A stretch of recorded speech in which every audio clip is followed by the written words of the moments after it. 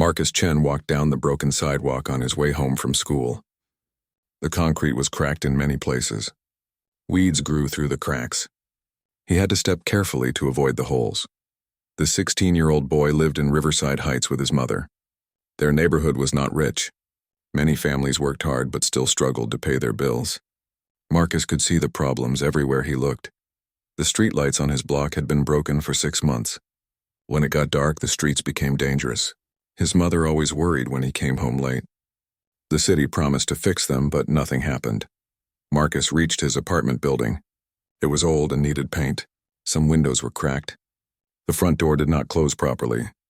He climbed the stairs to the second floor where he lived with his mother, Linda. Linda worked 2 jobs to support them. During the day, she cleaned offices downtown. At night, she worked at a diner. She came home tired every day. Marcus wanted to help her, but he was still in school. "How was school today?" Linda asked when Marcus walked in. She was getting ready for her night job. "It was okay," Marcus said. He did not tell her about the fight he saw in the hallway. He did not mention that the school had no money for new books. He did not want to worry her more. Linda kissed his forehead. "There is food in the refrigerator. Do your homework. I will be back late." Marcus watched his mother leave. He felt sad seeing her so tired all the time. He wished he could do something to make their life better. After eating dinner, Marcus sat at his small desk to do homework. But his mind kept wandering. He thought about the problems in his neighborhood. The broken playground where children could not play safely. The community center that closed last year. The empty lots full of trash. Marcus had always been good with words. His English teacher, Mrs. Rodriguez, said he had a gift for writing. She encouraged him to join the school poetry club. But Marcus felt shy about sharing his thoughts with others. One day, Mrs. Rodriguez asked Marcus to stay after class. "Marcus, I read your essay about your neighborhood," she said. "Your words are powerful. You write from the heart." Marcus felt embarrassed. "It is just how I see things." "That is exactly why it is so good," Mrs. Rodriguez said. "You should think about performing your writing. There is a spoken word event at the community college next month." Marcus shook his head. "I am not good at speaking in front of people." Mrs. Rodriguez smiled. "The best speakers are often the ones who have something real to say. Think about it." That night, Marcus could not stop thinking about what his teacher said. He went to his computer and watched videos of spoken word poetry online. He saw young people his age talking about their lives, their struggles, their dreams. Their words were like music. They made him feel less alone. Marcus started writing more. He wrote about walking to school past broken streetlights. He wrote about his mother working 2 jobs. He wrote about friends who had to choose between buying lunch or school supplies. His writing was different from the poetry he learned in school. It was real. It came from his life and the lives of people around him. One evening, Marcus was walking past the old community center. It had been his favorite place as a child. There was a basketball court, a library, and rooms where kids could do homework after school. But the city closed it because they said there was no money. Now the building sat empty. Windows were boarded up. Graffiti covered the walls. It made Marcus angry and sad at the same time. He pulled out his phone and started recording a video of himself. "This used to be a place where kids could be safe," he said to the camera, "where families came together. Now look at it. The city says there is no money. But they found money to build a new parking lot for the mayor's office." Marcus felt nervous talking to the camera, but the words kept coming. He talked for 10 minutes about what the community center meant to people in his neighborhood. When he finished, Marcus felt different. He felt like he had found his voice. He posted the video on social media. At first, only a few friends saw it, but slowly more people started watching.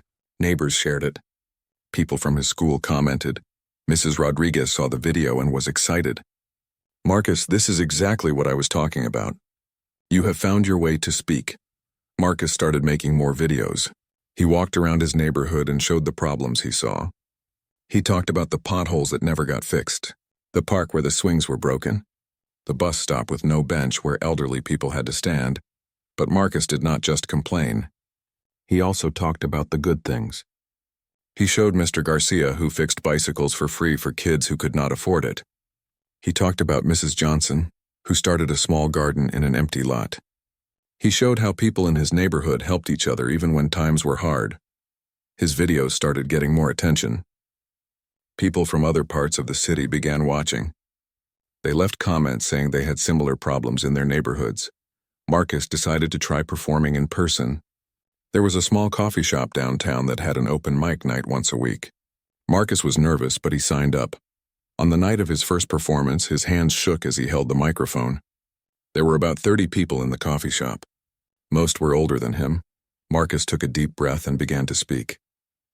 He performed a piece about his mother working 2 jobs. He talked about coming home to an empty apartment. He described watching her count coins to buy groceries. When he finished, the room was quiet for a moment. Then people started clapping. Some people had tears in their eyes. After the performance, several people came up to talk to Marcus. They thanked him for sharing his story. They said his words reminded them of their own struggles. An older woman named Sarah shook his hand. "Young man, you have a gift. Do not waste it." Marcus felt proud and excited. For the first time, he felt like his voice mattered. He felt like he could make a difference. He started performing regularly at the coffee shop. Word spread and more people came to hear him. Marcus wrote new pieces about different problems in his community. Each time he performed, he felt more confident. Marcus also started organizing. He created a social media page called Riverside Heights Voices. He encouraged other young people to share their stories too. Slowly, a small community began to form around his message of speaking up for change. His mother noticed the change in him. "You seem different lately," Linda said one morning. "Happier." Marcus smiled. "I think I found something I want to do with my life, Mom." He had no idea that his new passion would soon put him face to face with the most powerful person in the city. He did not know that his voice would become a threat to people who wanted to keep things the same. For now, Marcus was just a teenager who had learned to speak up. But that was enough to start changing everything. Marcus's performances at the coffee shop were getting more popular each week. People started bringing their friends and family to hear him speak. The small coffee shop was often full on open mic nights. Word about Marcus spread through Riverside Heights. Neighbors who had never met before started talking about the young man who was speaking up for them. They shared his videos and told others about his performances. Mrs. Patterson, who lived in the apartment below Marcus, stopped him one day in the hallway. "Marcus, I saw your video about the broken streetlights," she said. "My grandson is afraid to walk home from his friend's house after dark. You are saying what we all think." Marcus felt good knowing his words meant something to people, but he also felt pressure. People were counting on him to keep speaking up. At school, some students started paying attention to Marcus in a new way. Before, he had been just another quiet kid. Now they knew him as the boy who made videos about their neighborhood. "Hey, Marcus," called out Jessica, a girl from his history class. "My mom saw your video about the community center. She said you are right about everything." But not everyone was happy about Marcus's growing attention. Some students thought he was just trying to get famous. "Marcus thinks he is so important now," whispered Tony, a boy who had never liked him. "He is just complaining about everything." Marcus heard comments like this, but he tried not to let them bother him. He knew some people would not understand what he was trying to do. Mrs. Rodriguez continued to encourage Marcus. She helped him improve his writing and gave him books about other young activists who had made a difference. "You remind me of some very important people in history," she told him one day. "Young people who were not afraid to speak the truth." Marcus was grateful for her support. He also appreciated that his mother was starting to understand what he was doing. Linda came to watch one of his coffee shop performances. Marcus was nervous having his mother in the audience, but he performed a piece about how proud he was of her hard work. After the show, Linda had tears in her eyes. "I never knew you saw me that way," she said, hugging him. As spring arrived, Marcus heard news that made him very angry. The city announced they were going to tear down the old community center. They planned to sell the land to a company that would build expensive apartments. Marcus could not believe it. The community center had been closed for a year, but people still hoped it would reopen someday. Now the city wanted to destroy it completely. He immediately started working on a new piece about the community center. This one was different from his others. It was angrier. It was more urgent. Marcus decided he needed to do more than just perform at the coffee shop. He needed to reach more people. He needed to make the city leaders hear him. He started planning something bigger. He would organize a protest performance in the town square. He would invite everyone in the neighborhood to come and listen. Marcus created flyers on his computer and printed them at school. He posted them around Riverside Heights. He shared the event on social media. He asked everyone he knew to spread the word. "Come hear the voices of our community," the flyers said. "Save our community center." Saturday at 2 p.m. in the town square. Some people thought Marcus was being too bold. His neighbor, Mr. Kim, warned him to be careful. "The city does not like troublemakers," Mr. Kim said. "You might get in trouble." But Marcus felt he had to do something. If he did not speak up now, the community center would be gone forever. The night before the protest, Marcus practiced his performance over and over. He wrote about children who had learned to read in the community center library. He wrote about teenagers who had stayed out of trouble by playing basketball there. He wrote about elderly people who had taken exercise classes and made friends. Marcus barely slept that night. He was excited but also scared. What if no one came? What if the police made him stop? What if he forgot his words? Saturday morning came with clear, sunny weather. Marcus got to the town square early to set up. He brought a small speaker and a microphone that Mrs. Rodriguez had lent him. At first, only a few people were there. Marcus started to worry that his event would be a failure. But as 2 p.m. approached, more and more people began to arrive. Mrs. Patterson came with her grandson. Jessica from school brought her parents. Mr. Garcia closed his bicycle repair shop to attend. Mrs. Johnson came with flowers from her garden. Soon there were more than 100 people gathered in the town square. Some brought folding chairs. Others stood or sat on the grass. Children played nearby while their parents listened. Marcus looked at the crowd and felt his heart beating fast. This was the biggest audience he had ever had. These were his neighbors, his friends, people from his community who trusted him to speak for them. He stepped up to the microphone and began to speak. "We are here today because our voices matter," Marcus said. His voice was clear and strong. "We are here because our community matters." The crowd grew quiet, listening carefully to his words. Marcus performed his piece about the community center. He talked about his own memories of going there as a child. He described how it had been a safe place for families. He explained why tearing it down would hurt the neighborhood. But Marcus did not just talk about the past. He talked about the future. He imagined what the community center could become if it reopened. New programs for kids, classes for adults, a place where neighbors could come together. "They say there is no money," Marcus said. "But money always appears for what the city thinks is important. New offices for politicians, expensive parking lots, projects that help rich people." People in the crowd nodded and clapped. They had seen the same things Marcus was talking about. "Our community center is important too," Marcus continued. "Our children are important. Our families are important. We are important."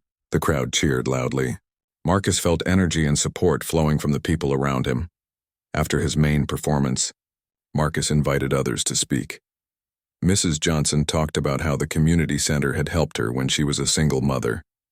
Mr. Garcia shared memories of coaching Little League teams there.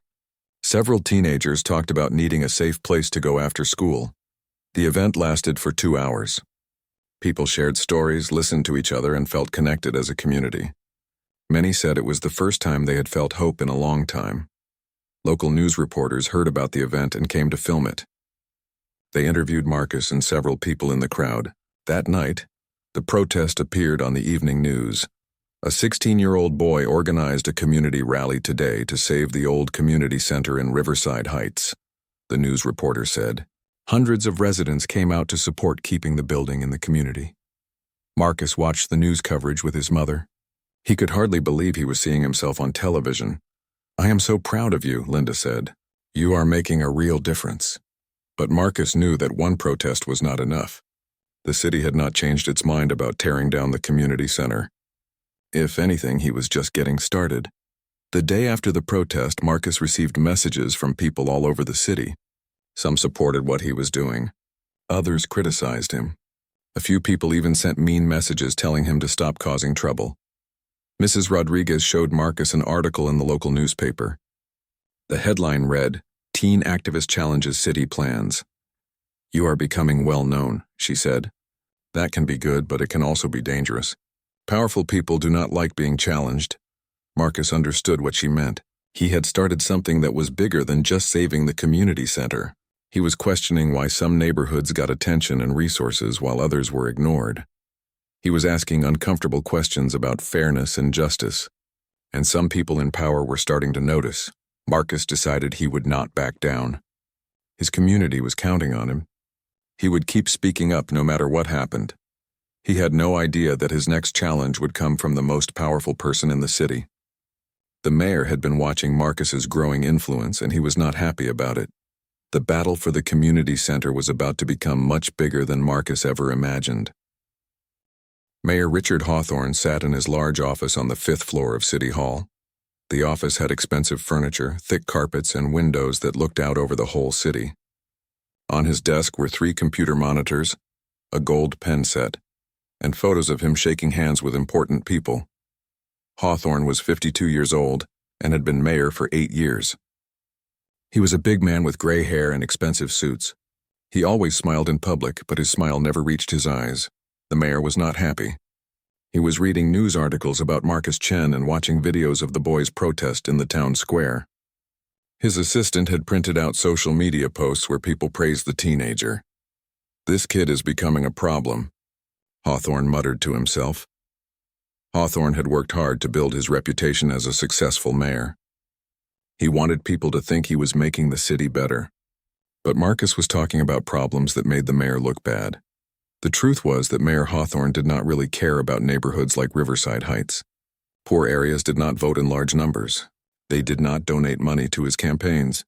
They could not help him get reelected. Hawthorne cared about making deals with rich developers and business owners.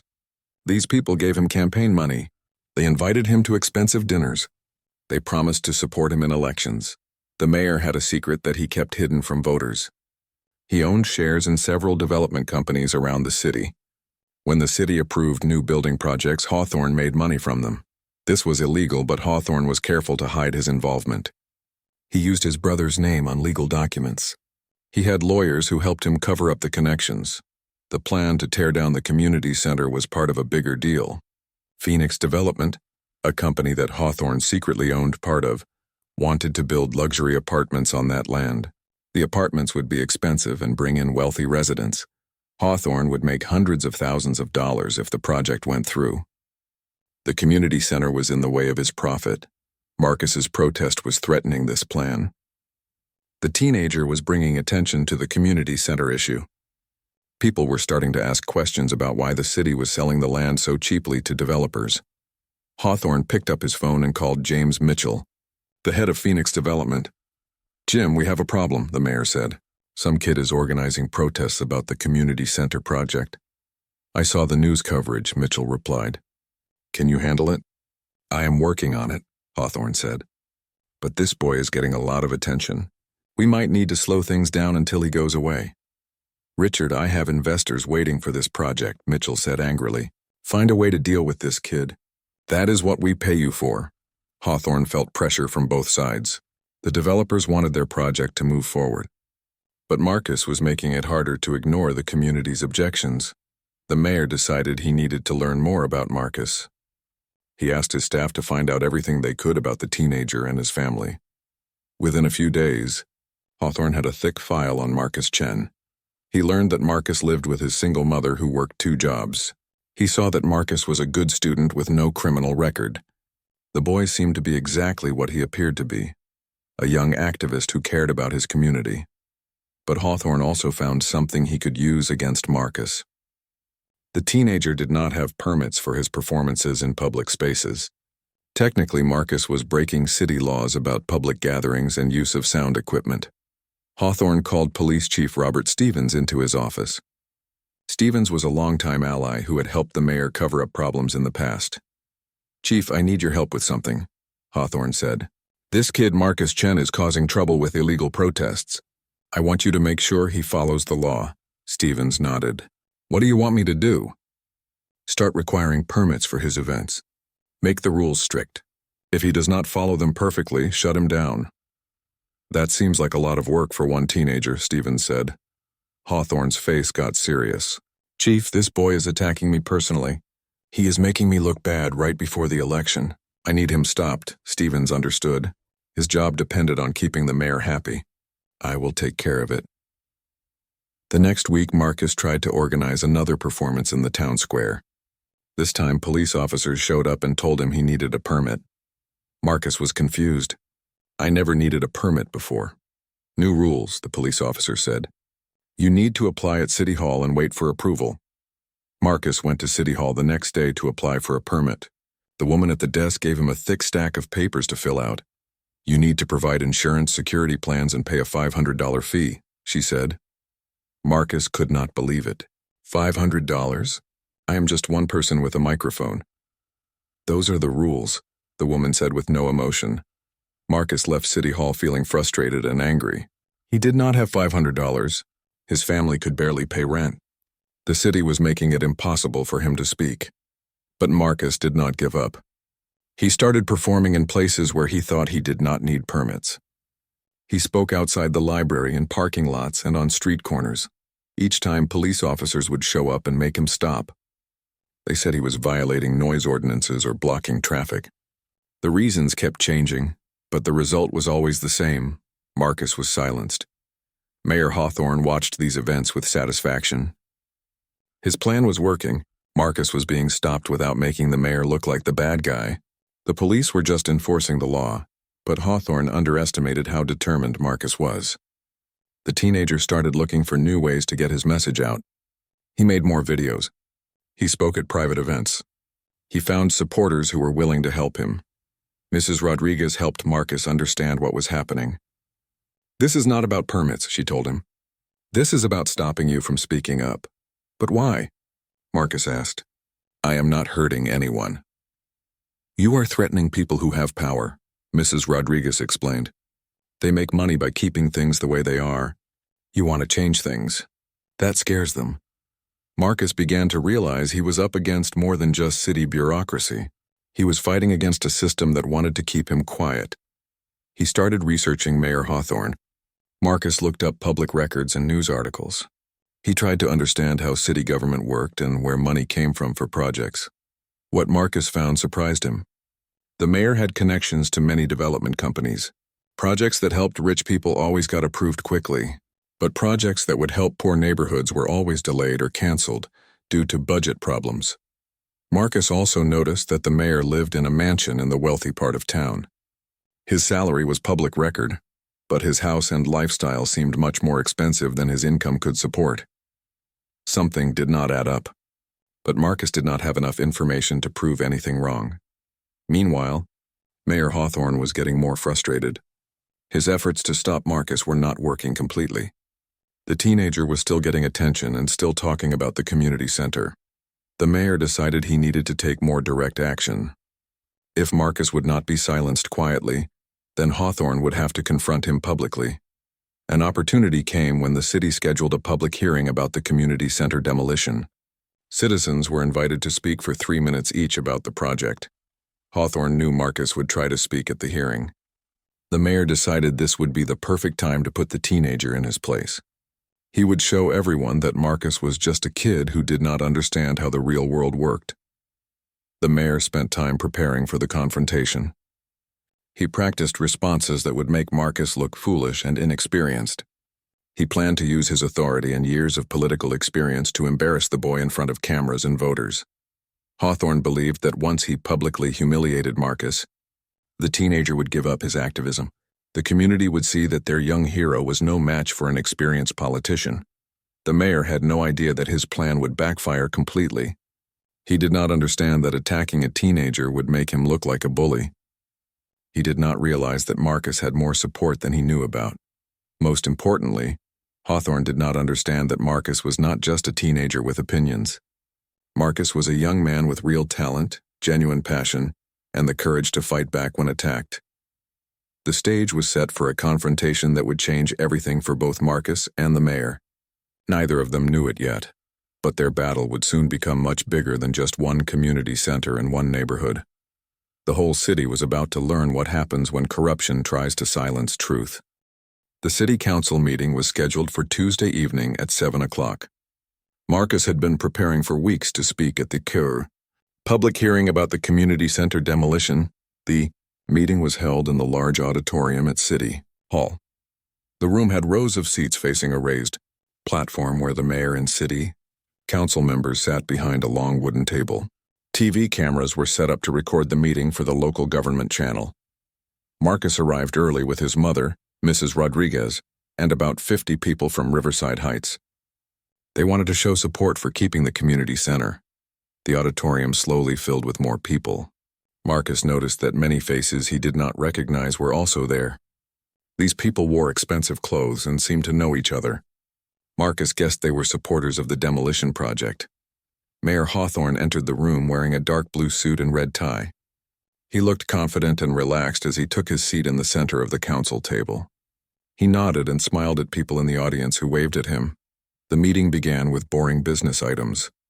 The council voted on small budget issues and approved permits for various projects. Marcus felt nervous as he waited for the community center discussion to begin. Finally, after an hour, the mayor announced the main topic. We will now hear public comments about the proposed demolition of the former community center in Riverside Heights. Mayor Hawthorne said into his microphone, "Each speaker will have 3 minutes. Please state your name clearly for the record." Several people spoke in favor of the demolition. They talked about bringing new development to the city and creating jobs. They said the old building was too expensive to repair. Then Mrs. Johnson stepped up to the microphone. She spoke about her memories of the community center and how it had helped her family when her children were young. "This building is not just concrete and bricks," she said. "It is where our community comes together, where our children learn and grow. Please do not take it away from us." A few more community members spoke. Each told personal stories about what the community center meant to them. Marcus felt proud of his neighbors for being brave enough to speak. Then it was Marcus's turn. He walked to the microphone feeling the eyes of everyone in the room on him. His heart was beating fast, but he tried to look calm and confident. "My name is Marcus Chen," he said clearly. "I live in Riverside Heights and I am 16 years old." Marcus began his prepared speech. He talked about children who needed a safe place to go after school. He mentioned elderly people who had used the center for exercise classes and social activities. He explained how the center had been a symbol of hope for the neighborhood. "The community center represents our investment in people," Marcus said. "When we tear down places that bring people together, we are saying that profit is more important than community." As Marcus spoke, he noticed Mayor Hawthorne shifting in his chair. The mayor's friendly expression had changed to one of annoyance. Marcus continued his speech, speaking passionately about the need to rebuild rather than destroy.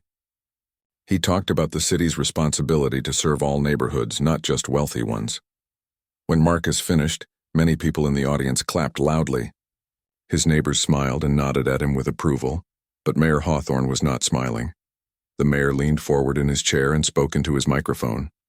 His voice was loud and commanding. "Well, that was quite a speech, young man," the mayor said. His tone was condescending, like an adult talking to a small child. "But I think you might be missing some important facts here." Marcus felt his stomach drop.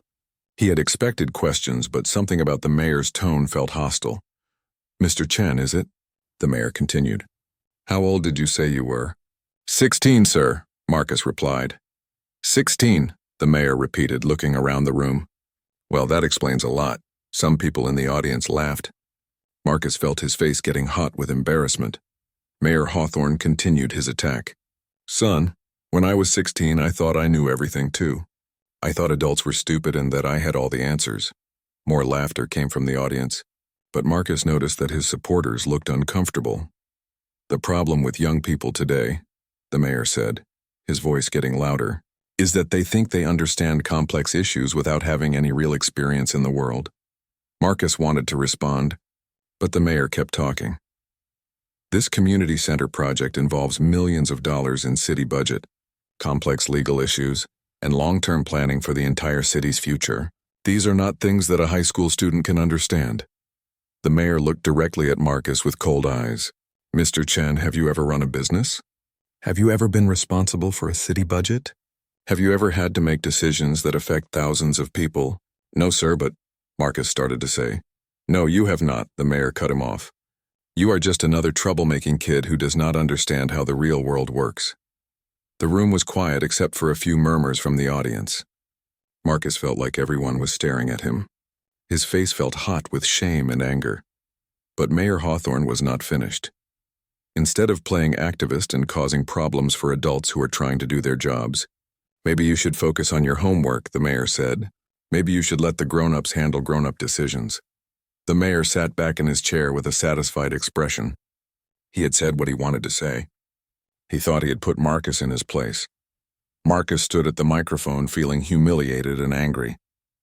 The mayor had not addressed any of his arguments.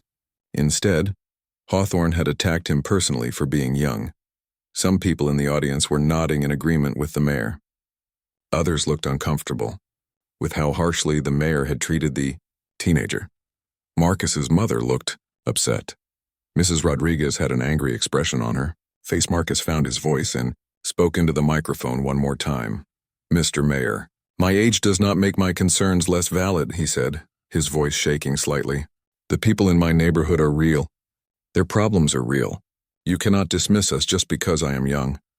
Mayor Hawthorne waved his hand dismissively. "Next speaker, please." Marcus walked back to his seat feeling defeated and embarrassed. His mother squeezed his hand, but he could barely look at her. The meeting continued with a few more speakers, but Marcus could not concentrate on what they were saying. He kept replaying the mayor's words in his mind. Troublemaking kid. Does not understand how the real world works.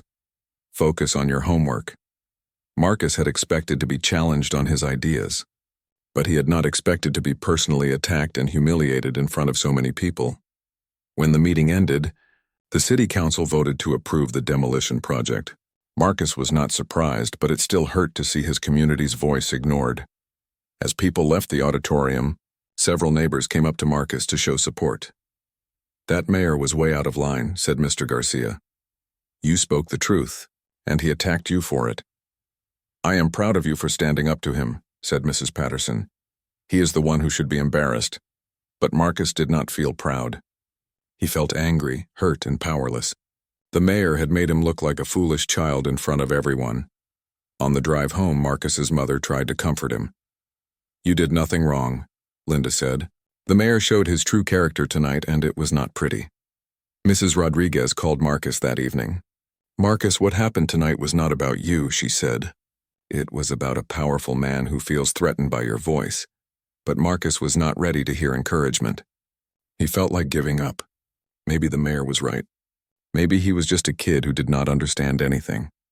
Marcus went to bed that night feeling like the most embarrassed person in the world. He imagined people at school laughing at him. He pictured neighbors thinking he was foolish for believing he could make a difference.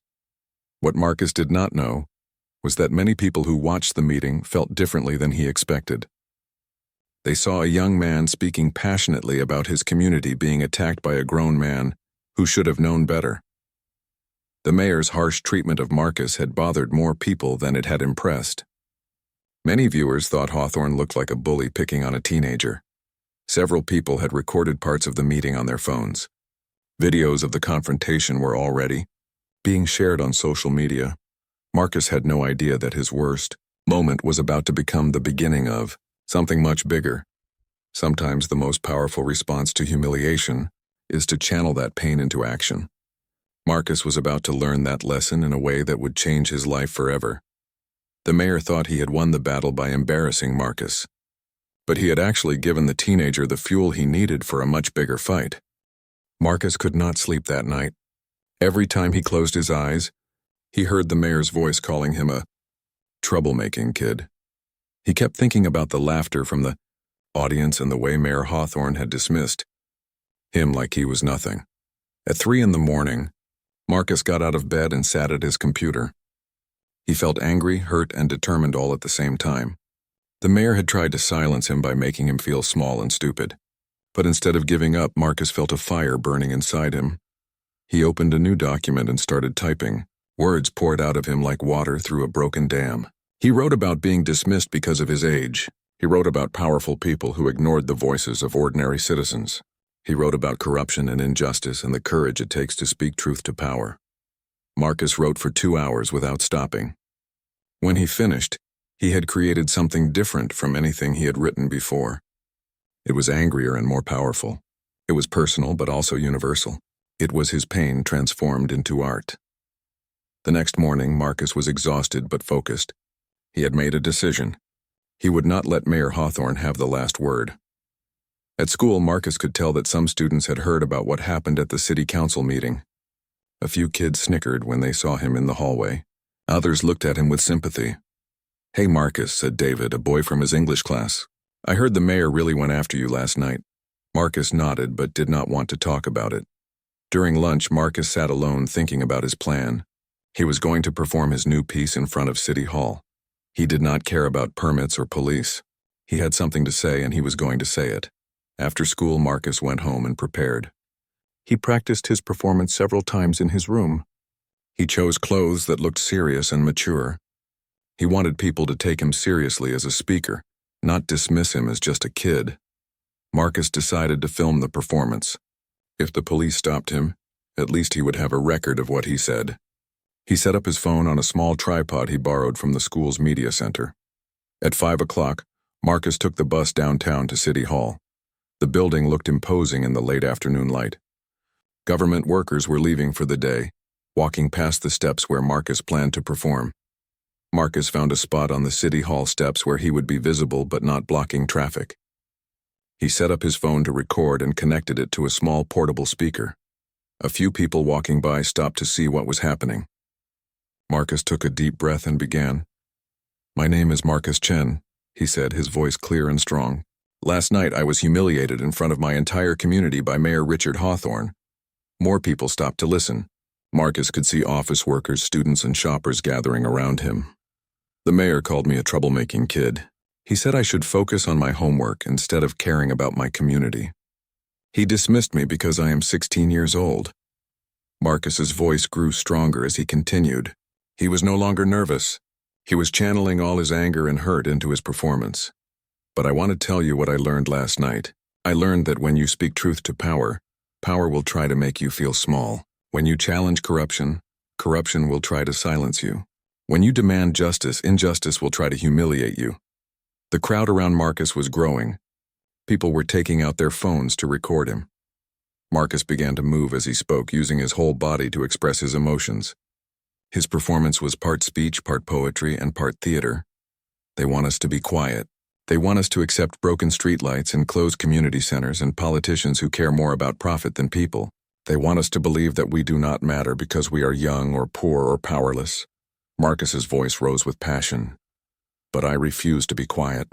I refuse to accept that my voice does not matter because of my age. I refuse to believe that corruption should go unchallenged just because it comes from people in expensive suits." The crowd was completely silent now, hanging on every word. Marcus talked about his neighborhood and the problems that never got fixed. He talked about his mother working 2 jobs while politicians lived in mansions. He talked about young people who were told to wait their turn while their communities fell apart around them. "They say we do not understand how the real world works," Marcus continued. "But maybe the real world is broken. Maybe the real world needs to be changed. Maybe it takes young people who have not yet learned to accept injustice to point out that injustice exists." Marcus was reaching the climax of his performance. His voice was strong and his movements were confident. "Mayor Hawthorne, you tried to humiliate me because you cannot answer my arguments. You attacked my age because you cannot defend your actions. You called me a troublemaker because you are afraid of the trouble that truth can cause." The crowd began to murmur in agreement. "But I have news for you, Mr. Mayor. I am not going anywhere. My voice is not going away, and neither are the voices of all the people you have ignored and dismissed." Marcus looked directly into his phone camera.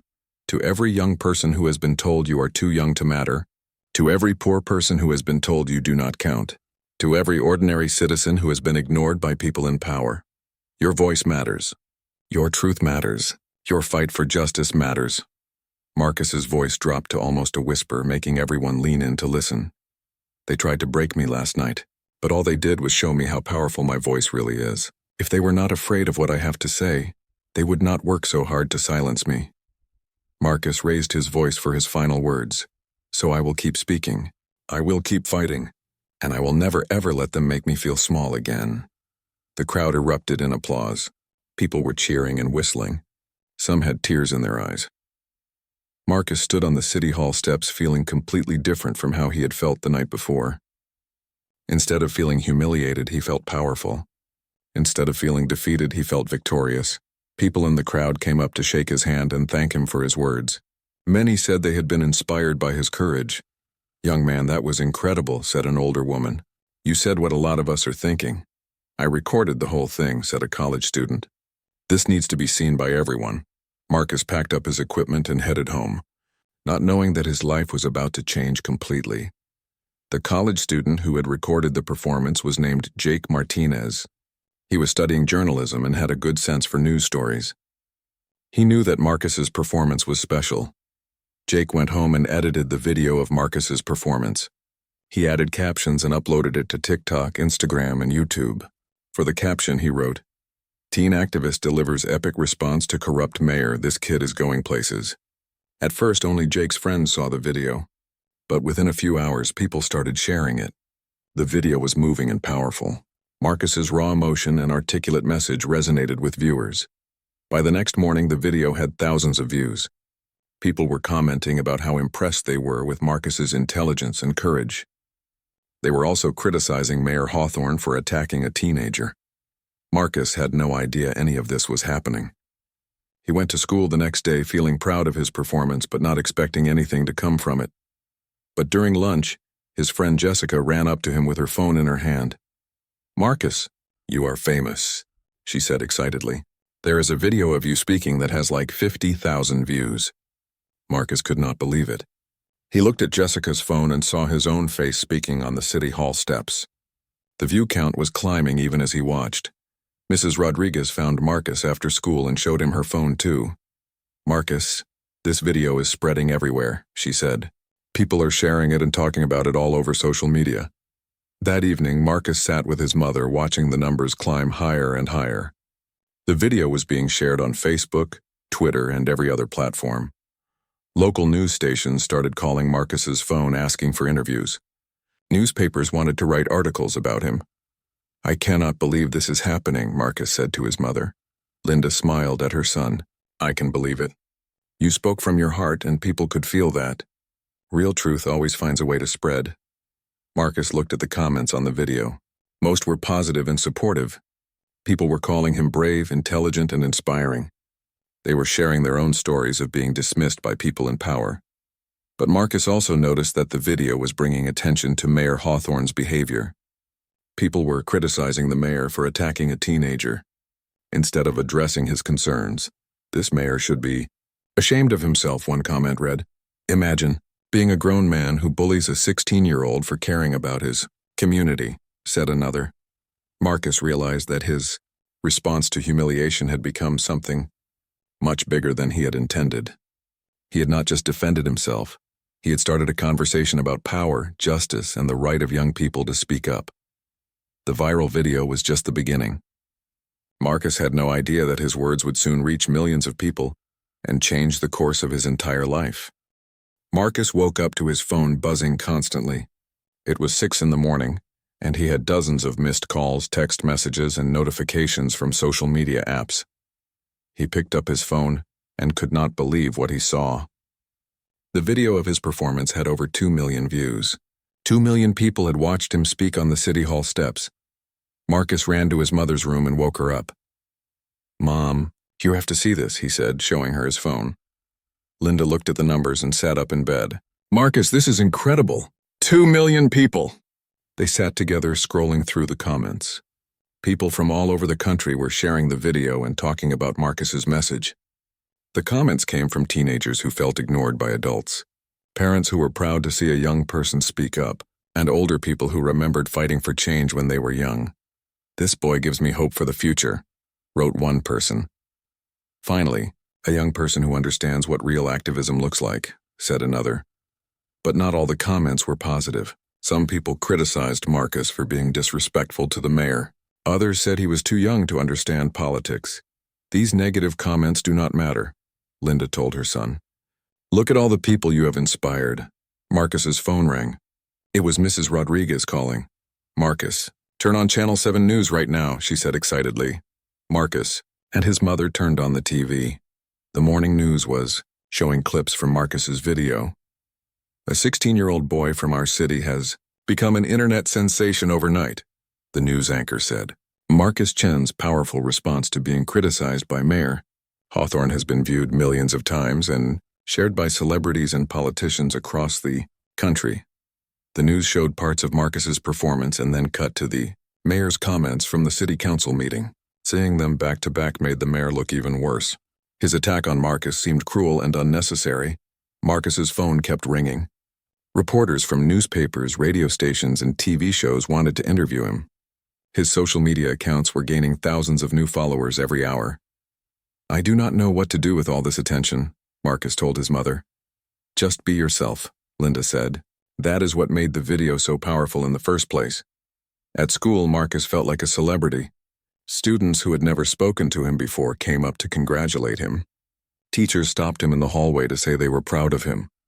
"Marcus, you are famous," said his friend David. "My sister goes to college in another state and her friends are all talking about your video." But not everyone at school was supportive. Some students seemed jealous of Marcus's attention. Others thought he was getting too big for his britches. "Marcus thinks he is so important now," whispered a girl in his math class. "It is just one video." Marcus tried to ignore the negative comments at school, but they still hurt. He was learning that fame brought both supporters and critics. During lunch, Marcus checked his social media accounts. The hashtag #JusticeForMarcus was trending on Twitter. People were using it to share their own stories about being dismissed by people in power. Young people posted videos talking about how Marcus had inspired them to speak up. Parents shared stories about their children being ignored by school officials or other authorities. But Marcus noticed something else happening. People were not just talking about him. They were talking about Mayor Hawthorne. Comments and posts were criticizing the mayor for his behavior at the city council meeting. "How can we trust a mayor who bullies teenagers?" one post asked. "If this is how Mayor Hawthorne treats a polite young person with concerns, how does he treat other citizens?" asked another. Marcus realized that his video was doing more than just making him famous. It was making people question the mayor's character and leadership. That afternoon, Marcus got a call from a producer at a national morning TV show. They wanted him to appear on television the next day. "We can arrange for you to appear via video call from your local TV station," the producer explained. "Millions of people watch our show. This would be a great opportunity for you to share your message." Marcus felt nervous about appearing on national television, but he also felt excited. This was a chance to talk about the issues that mattered to him on a bigger stage. His mother agreed to let him do the interview. "You have something important to say," Linda told him. "Do not let this opportunity pass by." Meanwhile, Mayor Hawthorne was having a very different day. His office was flooded with angry phone calls and emails from people who had seen Marcus's video. "Mayor Hawthorne, you should be ashamed of yourself for attacking that young man," said one voicemail. "I have never been more embarrassed by a public official," wrote an email from a voter. The mayor's staff was overwhelmed by the negative response. His approval ratings, which were already low, dropped even further after the video went viral. Hawthorne called an emergency meeting with his campaign staff and public relations team. "We need to do damage control," the mayor said angrily. "This kid is making me look bad." "Mr. Mayor, the problem is not the kid," said his communications director. "The problem is how you treated him. The video makes you look like a bully." "I was just putting him in his place," Hawthorne said defensively. "Sir, he is 16 years old and you are the mayor," his press secretary said. "Most people think you were way out of line." The mayor's team advised him to apologize publicly for his harsh treatment of Marcus. But Hawthorne refused. "I am not apologizing to some kid," he said stubbornly. "This will blow over in a few days." But the mayor was wrong. The story was not going away. If anything, it was getting bigger. Celebrity activists started sharing Marcus's video. Famous actors, musicians, and athletes posted about him on their social media accounts. "This young man represents the future of activism," wrote a popular singer with 10 million followers. "We need more people like Marcus Chen willing to speak truth to power," posted a famous actor. News outlets across the country picked up the story. Marcus's video was shown on national television news programs. Newspapers wrote articles about the teenager who had stood up to a corrupt mayor. Political commentators debated the significance of Marcus's viral moment. Some said it represented a new generation of young activists who were not afraid to challenge authority. Others said it showed the power of social media to amplify important voices. 3 days after the video was posted, it had over 10 million views across all platforms. Marcus had gained hundreds of thousands of followers on social media. His story was being discussed in classrooms, at dinner tables, and in offices around the country. Marcus did his interview on the national morning show. He spoke confidently about his community, the problems they faced, and why young people deserve to be heard on important issues. Age should not disqualify someone from caring about their community, Marcus said during the interview. If anything, young people have more reason to care because we are the ones who will live with the consequences of today's decisions. The interview was watched by millions of people and was later shared widely online. Letters and emails poured in from supporters across the country. People sent Marcus money to help with his activism. Organizations invited him to speak at their events. A scholarship fund was created in Marcus's name to help other young activists. A publisher contacted him about writing a book. A documentary filmmaker wanted to make a movie about his story. Marcus felt overwhelmed by all the attention. He had gone from being an unknown teenager to a nationally recognized activist in less than a week. "I never expected any of this," Marcus told Mrs. Rodriguez during one of their conversations. "Marcus, you tapped into something that people were feeling but could not express," she explained. "Your video gave voice to frustrations that millions of people share. But the viral success also brought new pressures." Marcus felt responsible for living up to people's expectations. He worried about disappointing the people who believed in him. Meanwhile, Mayor Hawthorne was discovering that Marcus's fame was becoming his nightmare. The negative attention was hurting his re-election campaign. Donors were pulling their support. Voters were turning against him. What had started as a simple plan to silence a troublesome teenager had backfired completely. Instead of making Marcus go away, the mayor had turned him into a national symbol of youth activism and resistance to corruption. The viral video had changed both of their lives forever. Marcus was becoming more powerful and influential every day. Mayor Hawthorne was watching his career crumble before his eyes. The battle between the teenager and the mayor was far from over, but the balance of power had shifted dramatically. Marcus now had the attention of the entire country, and people were starting to ask serious questions about Mayor Hawthorne's leadership and integrity. The digital revolution had begun, and there was no stopping it now. The attention from Marcus's viral video brought unexpected visitors to the city. Investigative reporters from major newspapers and television networks came to learn more about the conflict between the teenager and Mayor Hawthorne. Sarah Chen, a reporter for the Washington Herald, was one of the first to arrive. She had seen Marcus's video and was curious about what had caused such a harsh response from the mayor. Sarah was known for uncovering political corruption, and something about the story did not seem right to her. Sarah started by interviewing people in Marcus's neighborhood. She walked through Riverside Heights and talked to residents about their experiences with city government. "The mayor never comes to this part of town," said Mr. Garcia, the bicycle repair shop owner. "We have been asking for streetlight repairs for 2 years. Nothing happens us here. My kids go to a school with broken windows and old textbooks," said Mrs. Johnson. "But the mayor found money to renovate his office last year." Sarah noticed a pattern in the stories she heard. Poor neighborhoods were ignored while wealthy areas received quick attention and funding for their problems. The reporter decided to dig deeper into the city's finances. She requested public records about the community center demolition project. She wanted to understand why the mayor was so determined to tear down the building. What Sarah found in the public records surprised her. The city was selling the community center land to Phoenix Development for much less than it was worth. Similar properties in the area had sold for 3 times the price. Sarah researched Phoenix Development and discovered it was owned by James Mitchell, a wealthy businessman. But when she looked deeper into the company structure, she found something interesting. Phoenix Development had several silent partners whose names were not public. The reporter started investigating these hidden connections. She spent hours reviewing legal documents, business filings, and property records. Slowly, a picture began to emerge.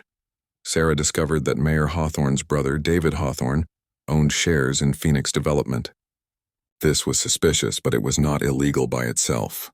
Politicians' family members were allowed to own businesses, but Sarah kept digging.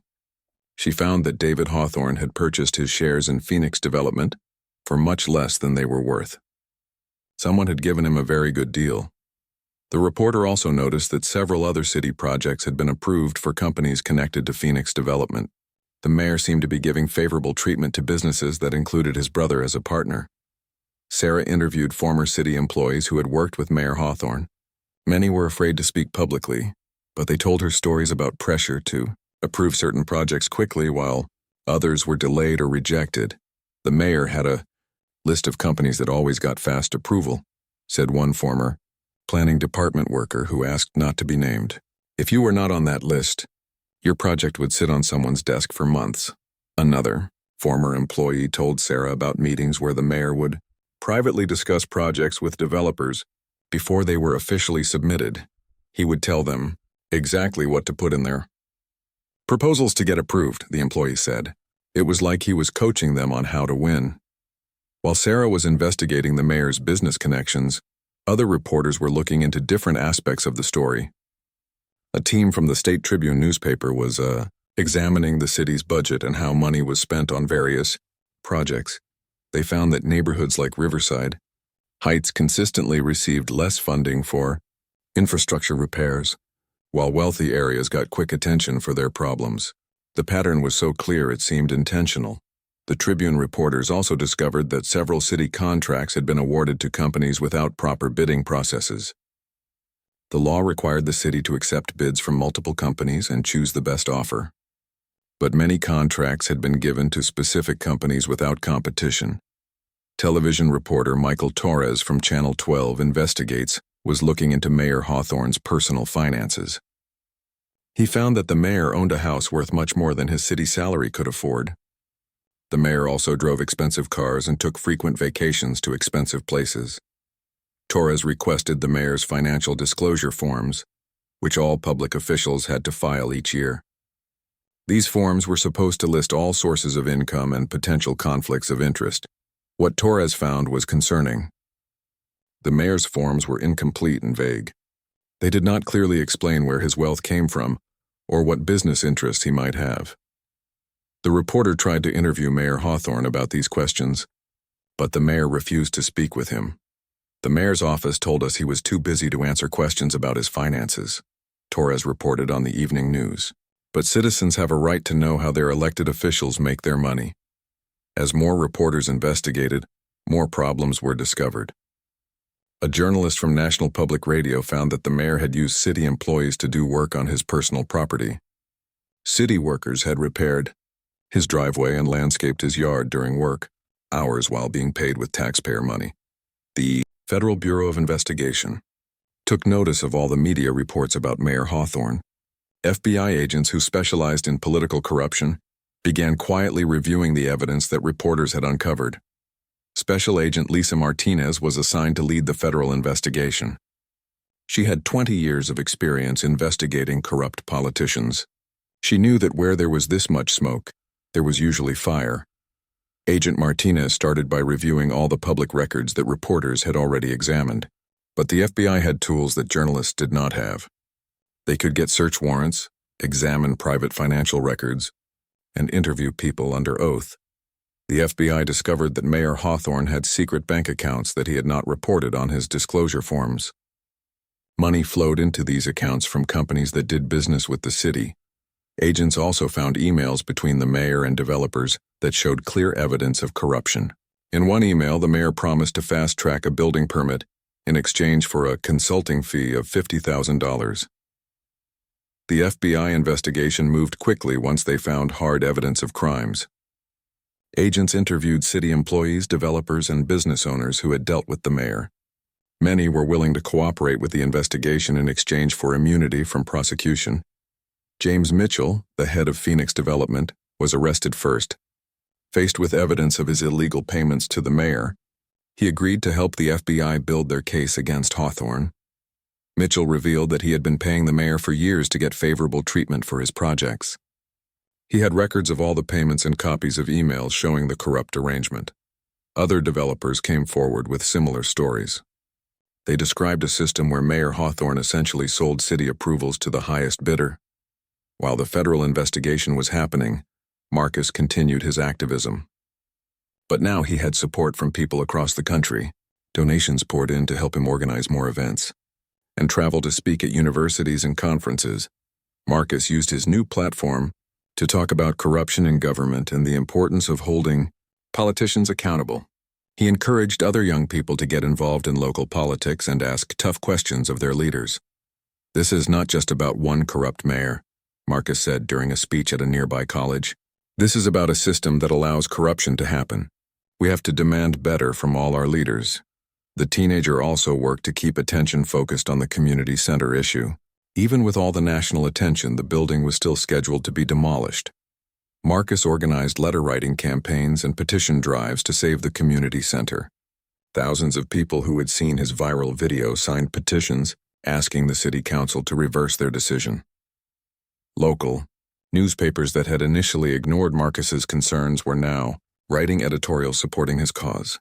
The viral video had made it impossible to dismiss the community center issue as unimportant. City council members began to feel pressure from voters to reconsider the demolition. Several council members who had voted to tear down the building started talking about finding ways to save it instead. Marcus also used his platform to highlight other problems in his city. He made videos about schools that needed repairs, parks that were unsafe, and other issues that affected working-class neighborhoods. Each video Marcus made got hundreds of thousands of views. People were interested in what the famous teenager activist had to say about local politics and social issues. But Marcus tried to stay focused on his original mission. He wanted to help his community and give voice to people who were usually ignored by those in power. "I never wanted to be famous," Marcus told his mother one evening. "I just wanted the community center to stay open." "Sometimes we do not choose our role in history," Linda replied. "Sometimes history chooses us. You have a chance to make a real difference. Do not waste it." As the FBI investigation continued, more evidence of Mayor Hawthorne's corruption came to light. Bank records, emails, and witness testimony painted a picture of a politician who had been selling his office to the highest bidder for years. The investigation also revealed that the mayor was not working alone. The day Marcus had dreamed about finally arrived on a cold Tuesday morning in November. FBI agents surrounded Mayor Hawthorne's house at 6 o'clock in the morning with arrest warrants. Marcus was getting ready for school when his phone started buzzing with news alerts. The first message was from Mrs. Rodriguez. "Turn on the news right now." Marcus and his mother sat on their couch watching as reporters showed live footage of Mayor Hawthorne being led away in handcuffs.